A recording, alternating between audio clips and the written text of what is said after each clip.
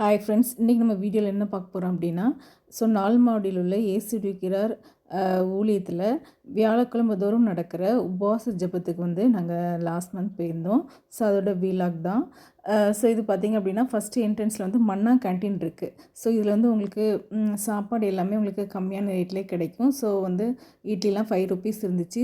மக்கள்லாம் நிறைய க்யூவில் நின்று எல்லாமே வாங்கிட்டு இருந்தாங்க. கொஞ்சம் சீக்கிரமாக போனீங்கன்னா தான் உங்களுக்கு கிடைக்கும். அப்படி இல்லைனாலும் பக்கத்தில் நிறைய கடை இருக்குது. இதுதான் உங்களுடைய என்ட்ரன்ஸு. என்ட்ரன்ஸ் பார்த்திங்க அப்படின்னா இது வழியாக தான் போகணும். ஒவ்வொரு வியாழக்கிழமையும் உங்களுக்கு உபவாச ஜெபம் நடக்கும். ஒவ்வொரு வாரமும் ஒவ்வொருத்தர் செய்தி கொடுப்பாங்க. நாங்கள் மே 3rd வீக் போயிருந்தோம். அப்போ செல்லராணி அப்பாத்திரே அவங்க அன்றைக்கி செய்தி கொடுத்துருந்தாங்க. ரொம்ப ஆசீர்வாதமாக இருந்துச்சு. காலையிலே நாங்கள் ஒரு 9 மணிக்கு போகும்போது பயங்கர கூட்டமாகிடுச்சு. அதாவது ஓரளவு எல்லாமே ஃபில் ஆகிற மாதிரி இருந்துச்சு. சேரில் கூட உங்களுக்கு இடமே இல்லாமல் இருந்துச்சு. இந்த இங்கே பார்த்தீங்க அப்படின்னா, அதுக்கு பின்னாடி பார்த்திங்கன்னா, இந்த மாதிரி சுவிசேஷ ஊழியம் அவங்க என்னெல்லாம் ஊழியம் செய்கிறாங்களோ அதோடைய இந்த மாதிரி போஸ்டர்ஸ்லாம் இருந்துச்சு. வாக் வித் ஜீசஸ், அதெல்லாம் மோகனனை பண்ணுறாங்கல்ல.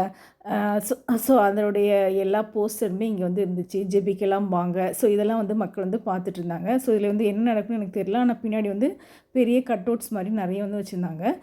இதுதான் பார்த்திங்க அப்படின்னா அந்த தேவனுடைய கூடாரம். இங்கே வச்சு தான் ப்ரேயர் நடக்கு.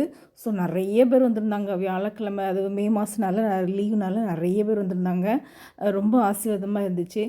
பாட்டு வேலைலாம் ரொம்ப ஆசீர்வாதமாக இருந்துச்சு. நிறைய பேருக்கு சுகம்லாம் கிடச்சிது. நிறைய பேர் பேர்லாம் சொல்லி கூப்பிட்டுட்டு அந்த ஆண்டி கடைசியில் ப்ரேயர் பண்ணாங்க. மக்கள் என்ன பண்ணுறாங்கன்னா, நிறைய கஷ்டத்தோடு வியாதியோடு இருக்கிறீங்கன்னா கூட நீங்கள் இங்கே ஒரு சான்ஸ் உங்களுக்கு இருக்குது. நீங்கள் கூட ஒரு தடவை போகலாம். மோகன் எப்போவும் பிரசங்கம் பண்ணுவாங்கன்றது எனக்கு தெரியல. இது ஒவ்வொரு வியாழக்கிழமையும் நடக்கு தேவனுடைய கூடாரத்தில். உங்களுக்கும் யாருக்காவது வியாதியோடு இருந்தாங்க அப்படின்னா நீங்கள் கூட அந்த வியாழக்கிழமை நீங்கள் அழைச்சிட்டு போகலாம். திருநெல்வேலி, தூத்துக்குடி, அந்த இடத்துலேருந்து எல்லாமே ஸ்பெஷல் பஸ் விட்டுருந்தாங்க. நாகர்கோயில் அதுலேருந்து கூட ஸ்பெஷல் பஸ்லாம் விட்டுருந்தாங்க.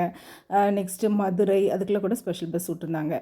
இது முடிஞ்ச பிறகு பார்த்திங்க அப்படின்னா, அதுக்கு நேராக ஆப்போசிட் சைடில் உங்களுக்கு ஒரு சின்ன தட்டில் உங்களுக்கு சாப்பாடு கொடுக்குறாங்க. அதாவது ஒரு மிக்ஸ்டு ரைஸ் மாதிரி ஒன்று கொடுக்குறாங்க. அதாவது உபவாச ஜெபம் முடிஞ்சோடனே உங்களுக்கு சாப்பாடெலாம் கொடுத்து தான் உங்களுக்கு அனுப்பிவிட்றாங்க.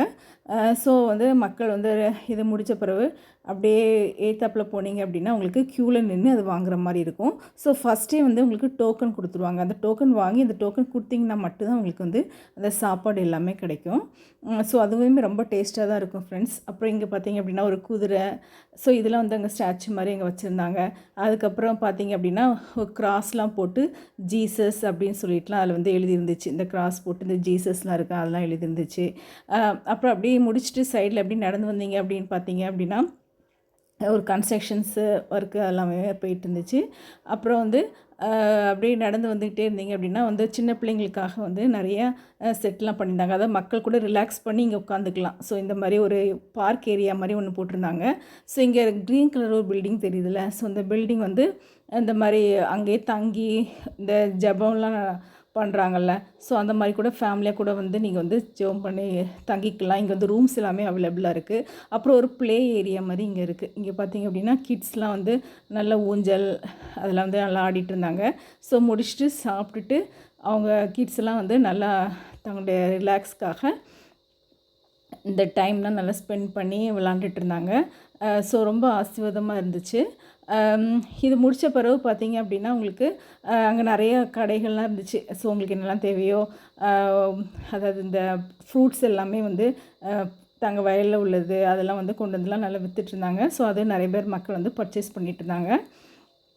நெக்ஸ்ட் பார்த்திங்க அப்படின்னா முடிஞ்ச பிறகு எப்படி போவோன்றது பார்த்திங்கன்னா அங்கே அதே மாதிரி காலையில் எப்படி பஸ் அரேஞ்ச் பண்ணியிருந்தாங்களோ அதே மாதிரி ஈவினிங்கும் பஸ் அரேஞ்ச் பண்ணியிருந்தாங்க. இதுதான் அந்த சிறுவர் பூங்கா சொன்னேன்ல. அந்த சிறுவர் பூங்காவில் எல்லா மக்களும் உட்காந்து அப்படியே ரிலாக்ஸ் பண்ணிவிட்டு அப்படியே போயிட்டு இருந்தாங்க. அதுக்கப்புறம் இதுதான் அந்த சாப்பாடு ஏரியாக்குள்ளே என்ட்ரன்ஸ். இதுலேயும் பார்த்திங்க அப்படின்னா லெஃப்ட் சைடில் நிறைய பில்டிங்ஸ் இருக்குது. அதெல்லாம் போகலை.